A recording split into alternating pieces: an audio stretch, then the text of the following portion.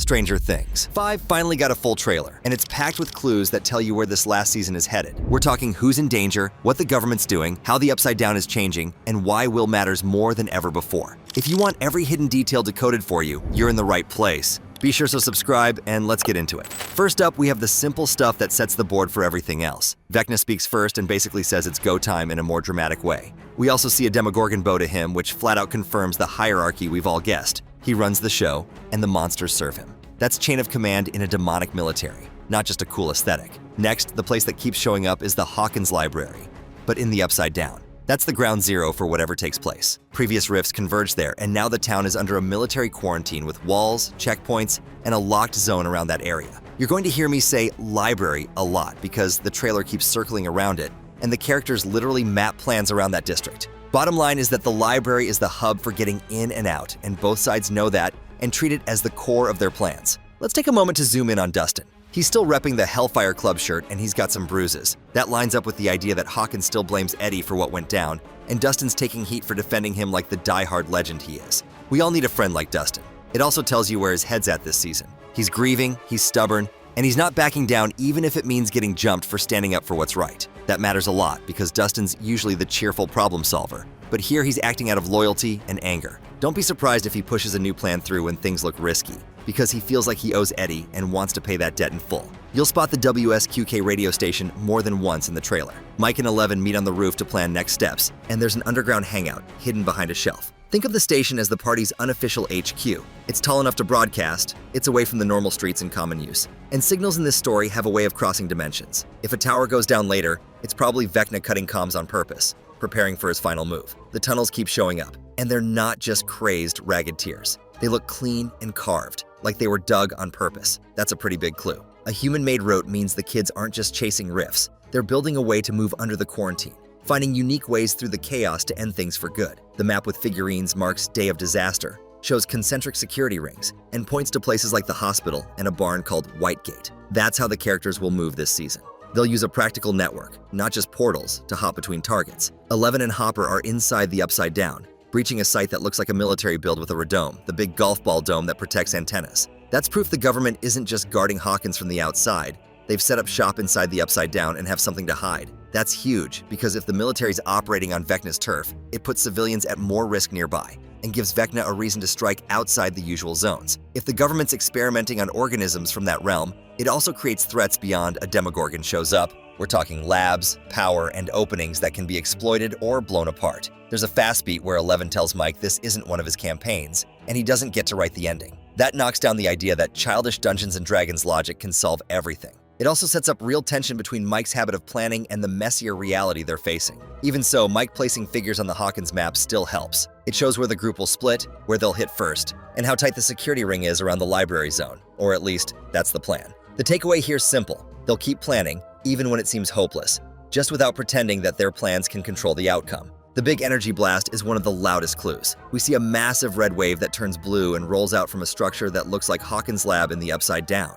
The pulse expands as a clean sphere, not random lightning, which suggests a controlled release from somebody deep within. The strongest interpretation here is that 11's involved, and this blast either seals rifts and saves the world, or pushes back the Upside Down barrier to confine Vecna's control. Either way matters a lot because if the party can trigger a local reset, they can buy time for people trapped near the library or the hospital. Another theory people have had is a military test that backfires, causing this explosive scene. That's possible, but the vibes seem to tie the pulse to 11's arc, and this show rarely lets the military win the supernatural arms race. Nancy's own character arc shows up in 2 sharp scenes. She's at the hospital talking about Vecna draining the world of suffering, then she's washing blood off her hands and crying. People are guessing whose blood it is. The grounded but dark likelihood is that she loses close someone during the hospital attack phase. It fits with shots of Demogorgons in those halls, Lucas carrying Max with a boombox, and panicked evacuations. Could it be Jonathan? The trailer leans that way with the tearful head touch between them, but there are other reads too. It could be apparent from the Wheeler house sequence where Karen and Holly are soaked after hiding in the tub.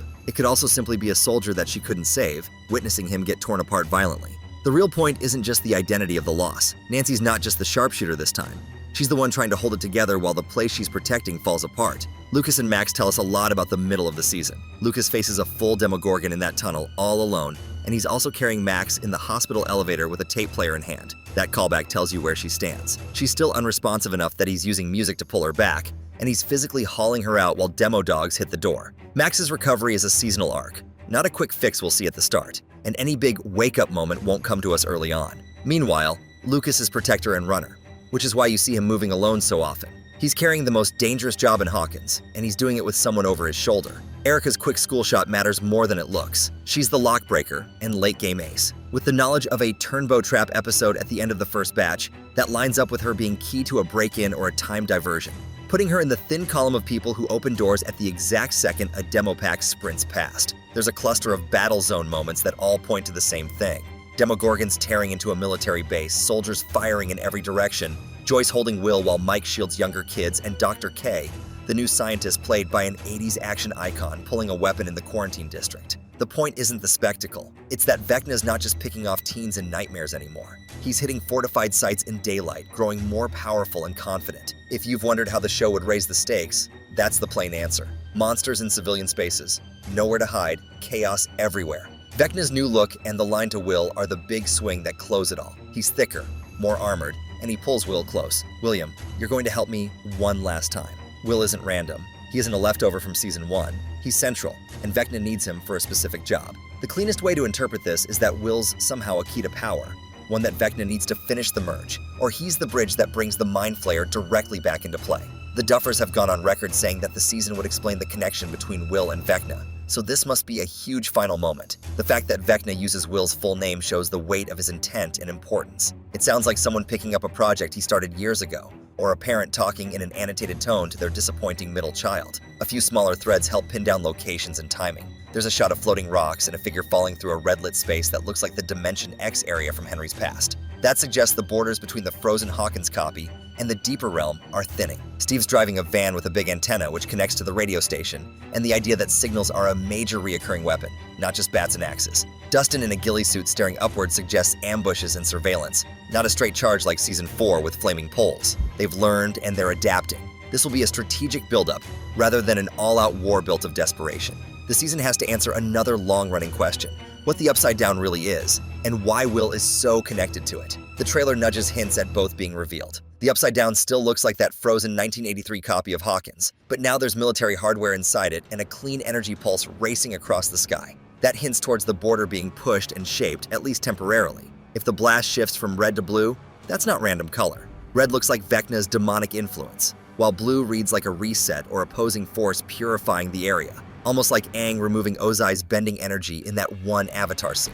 It's a full reset of Vecna's influence, probably eradicating the Upside Down and its monsters for good. For Will, the trailer keeps putting him at emotional ground zero. Joyce praying, Mike watching him, Vecna taking him by the jaw towards the end. The strongest way to look at this is that Will was targeted from day one for a reason the show's finally ready to show outright. Maybe he was the easiest to bend. Maybe being trapped there changed him in a way no one else experienced. Maybe he still carries a piece of the flare that Vecna wants back under his direct control. The exact mechanic doesn't need to be nailed down just yet. What matters most is the fundamental direction. Saving Will is tied to ending the problem, not delaying it. And if Will somehow dies, maybe, just maybe, Vecna's monster will too. People want to know about the upcoming deaths, and the trailer teases them constantly. The music hints at loss, Nancy's breakdown backs it up, and the emotional huge between Dustin and Steve is cut to make you think a favorite is gone, and they're mourning. The best guess is that the mid-season mark takes someone out to show the cost of war. Jonathan's an obvious candidate because of how many quiet shots he shares with Nancy and Will. It could also be Robin, since she's stuck outside the station with Murray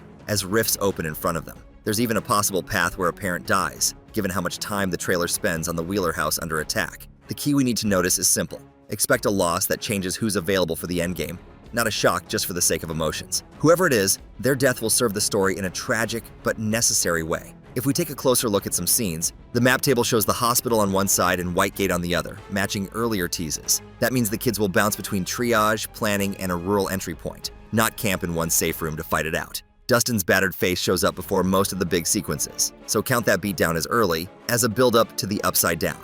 The Demogorgon that drops into the tunnel onto Lucas ties back to that same carved route, which means the corridor's somehow been compromised, and he might have been caught off guard. Steve's light presence is a trick they've used before. Don't panic because he's not all over the footage. He's still gonna be there front and center. They just didn't show him off too much here. The edit is heavy on Will 11 and the library, because that's where they want your focus. It's the surrounding pieces that will have an unexpected impact. 11's movement shows growth without turning her into a cartoon character. She's jumping fences, clearing long gaps, blasting through rock, and pushing a huge force outward, the power of which we're yet to fully comprehend. That's enough for a final fight that isn't just a simple repeat of the Season 4 mind duel. Vecna's armor-like form backs that up since he looks rebuilt and more integrated with the Upside Down, which matches the idea that he's losing any remaining human shell and becoming more of a physical warrior. It's monster versus weapon, with everyone else keeping the field level long enough for the fateful shot to land. Civilians matter more this time. Karen and Holly, drenched after hiding in bathwater, show how regular homes become battlegrounds. The group hug around Jonathan with Vicky in the background at the hospital